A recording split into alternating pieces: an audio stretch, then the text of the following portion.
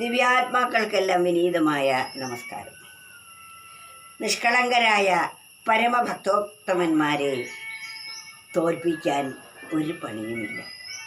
അങ്ങനെയുള്ളവരെ വഞ്ചിക്കാൻ വേണ്ടി നാം വെറും വേഷം കെട്ടിയതുകൊണ്ട് ആ വഞ്ചിക്കുന്ന പാപം കൂടിയായിരിക്കും നമുക്ക് ലഭിക്കുന്നത്. എന്നാൽ യഥാർത്ഥത്തിലുള്ള ഭക്തി കൊണ്ടായിരിക്കണം നമ്മൾ വേഷം കെട്ടുന്നത്. ലോകത്തെ തോൽപ്പിക്കാൻ എന്താ വിഷമം? ആകമേ ദേഹത്തിൽ ഭസ്മത്തെ പൂശി ഊമയെപ്പോലെ ഇരുന്നാൽ മഹാ ഖേമനാം യോഗി എന്നോതിടും നാട്ടിൽ. വേഷപ്രച്ഛന്നരായി നടന്നാൽ ജനങ്ങൾ നല്ലോണം ആദരിക്കും, ദക്ഷിണ നൽകും, സ്ഥാനമാനങ്ങൾ ലഭിക്കും. സ്വാമിയല്ലേ, സന്യാസി എന്നത് ദൈവത്തിൻ്റെ ഏറ്റവും അടുത്തയാളാണ് എന്ന് കരുതും. ഈ സ്ഥാനമാനങ്ങൾക്കും ദക്ഷിണയ്ക്കും വേണ്ടി മാത്രം ഒരാൾ വേഷം കെട്ടുകയാണെങ്കിൽ അത് ദൈവത്തോട് ചെയ്യുന്ന ഏറ്റവും വലിയ അപരാധമായിരിക്കും. അതാണ് ലോകത്തെ എന്ന് പറഞ്ഞാൽ ലോകജനങ്ങളെ. ലോകത്തെ തോൽപ്പിക്കാൻ എന്താ മനമേ? ആകവേ ദേഹത്തിൽ ഭസ്മത്തെ പൂശി ഊമയെപ്പോലെ ഇരുന്നാൽ മഹാ കേമനാം മൗനി എന്നോതിടും നാട്ടിൽ. ഒരിക്കലും ഒരു കള്ളൻ ഒരു വീട്ടിൽ കക്കാനായി ചെന്നു. തെങ്ങിൽ ധാരാളം തേങ്ങ കണ്ടപ്പോൾ അയാൾക്ക് തേങ്ങ ഇറക്കിക്കൊണ്ടുപോകാം എന്ന് കരുതി തെങ്ങിൽ കയറി കുലയോടുകൂടി എടുത്ത് മെല്ലെ താഴെ ഇറക്കി. എന്നാൽ രണ്ടാമത്തെ പ്രാവശ്യം തേങ്ങ ഇറക്കുമ്പോൾ അതിൽ നിന്ന് തേങ്ങ താഴെ വീണ് ശബ്ദമുണ്ടായി. ശബ്ദം കേട്ടപ്പോൾ വീട്ടുകാരൻ ഉണർന്നു, ലൈറ്റിട്ടു, താഴെ ഇറങ്ങി വന്നു. എന്തു ചെയ്യണമെന്നറിയാതെ കള്ളന് പെട്ടെന്നൊരു ബുദ്ധി തോന്നി. തൊട്ടടുത്ത് തന്നെ വെണ്ണീര് വെച്ചിരുന്ന ഒരു കുഴി, വെണ്ണീറ്റിൻ കുഴി ഉണ്ടായിരുന്നു.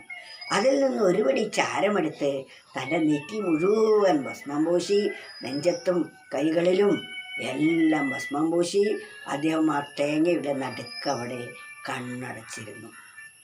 ചന്ദനപ്പൊടിയിട്ട് കണ്ണടച്ചിരുന്നപ്പോഴാണ് വീട്ടുകാരൻ തെങ്ങിൻ്റെ ചുവട്ടിലേക്ക് വന്ന് നോക്കുമ്പോൾ ഒരുപാട് തേങ്ങ തൻ്റെ ചുറ്റിലും കിടക്കുന്നു.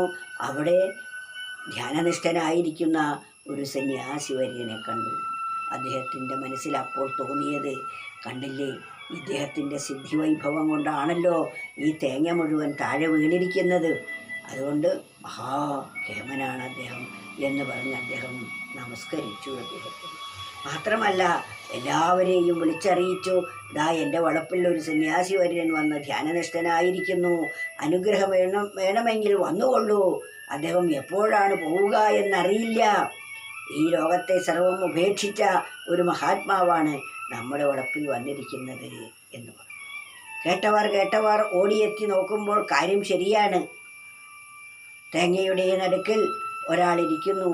അദ്ദേഹത്തിൻ്റെ സിദ്ധിവൈഭവം കൊണ്ടാണല്ലോ തേങ്ങയെല്ലാം താഴെ വീണത് എന്നായി.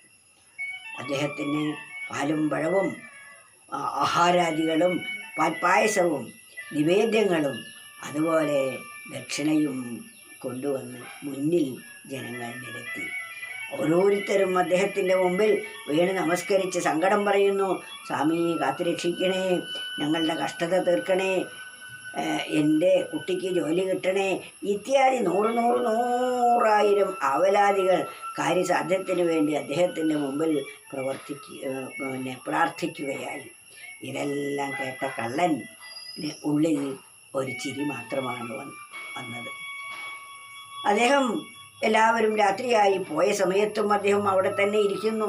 കാരണം അദ്ദേഹത്തിന് എണീറ്റ് പോകാൻ ഒരു സൗകര്യമുള്ള ചുറ്റിലും ജനങ്ങളാണ്. പേരുകേട്ട സന്യാസി വര്യൻ ഇരിക്കുമ്പോൾ പുറത്തേക്ക് പോകാൻ നിവൃത്തിയില്ല. രാത്രിയായി, എല്ലാവരും പോയി. ആ സമയത്ത് അദ്ദേഹം ഇങ്ങനെ ആലോചിച്ചു, കണ്ടില്ലേ, ഈ ഒരു വേഷം ഞാൻ കെട്ടിയപ്പോഴേക്കാണല്ലോ എനിക്കിത്രയും ആദരവും ബഹുമാനവും കിട്ടിയത്. ഞാനൊരു കള്ളനാണ്, എത്ര അടി കിട്ടിയതാണ്, എത്ര ജയിലിൽ കിടന്നതാണ്. ഇനി ഇന്ന് മുതൽ ഞാൻ ഇപ്പം ഇവിടെ ഈ ഒരു വേഷം കെട്ടിയപ്പോഴേക്കും എനിക്ക് ഇത്രയും ആദരവും സൽക്കാരവും കിട്ടിയാൽ യഥാർത്ഥ സന്യാസിയാകുമ്പോൾ എന്തായിരിക്കും അവസ്ഥ? അന്ന് മുതൽ അയാൾ കളവ് നിർത്തി ഇനി ഞാൻ ഒരു സന്യാസിയായി ജീവിക്കുകയാണ് എന്ന് തീരുമാനിച്ച് ആശ്രമത്തിൻ്റെ ഗുരുവിനെ ചെന്ന് കണ്ട് അദ്ദേഹത്തിൽ നിന്ന് സന്യാസം വാങ്ങി സതുപദേശവും സ്വീകരിച്ച് അദ്ദേഹം പരമസന്തോഷത്തോടു കൂടി ജീവിച്ചു. നോക്കണം, വേഷത്തിന് മഹത്വമില്ലേ? ഇത്രയും മഹത്തായിട്ടുള്ള വേഷത്തെ നമ്മൾ കളഞ്ഞു കുളിക്കാൻ പാടില്ല. വേഷം കെട്ടാനല്ല, വേഷം അനുഭവിക്കാനാണ്. ഇത് ആളുകളെ പ്രദർശിപ്പിക്കാനല്ല, സ്വന്തം ജീവിതം ധന്യമാക്കി തീർക്കാനാണ്. ഈ വേഷം കാണുമ്പോൾ തെറ്റായ പ്രവൃത്തിയിലേക്ക് നീങ്ങാതിരിക്കാനുള്ള ഒരു സൂചനയാണ്, അല്ലെങ്കിൽ ഒരു വേലിയാണ് വാസ്തവത്തിൽ സന്യാസ വേഷം. അല്ലാതെ ഇത് ആളുകളെ പറ്റിക്കാനോ ജനങ്ങളുടെ പെരുമയും കിട്ടാനോ ആയിരിക്കരുത് എന്നാണ്. ലോകത്തെ തോൽപ്പിക്കാൻ എന്താ വിഷമം? ആകവേ ദേഹത്തിൽ ഭസ്മത്തെ പൂശി ഊമയെപ്പോലെ ഇരുന്നാൽ മഹാ കേമനാം മൗനി എന്നോതിടും നാട്ടിൽ.